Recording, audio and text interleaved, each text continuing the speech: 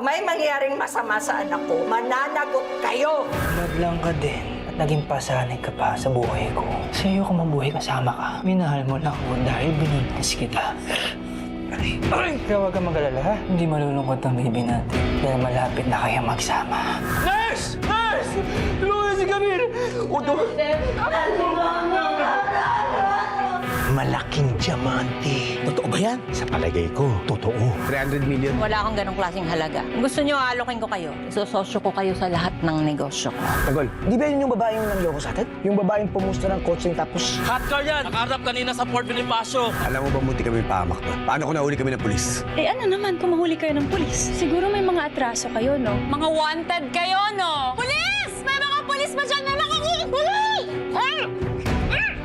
Pag hindi ka tumigil, may mangyayari sa'yo masama. Miss, sayang ka naman. Ang ganda mo, ang puti mo, kawatan ka pala. Nagkamali ka ng binangga. Babalikan kita.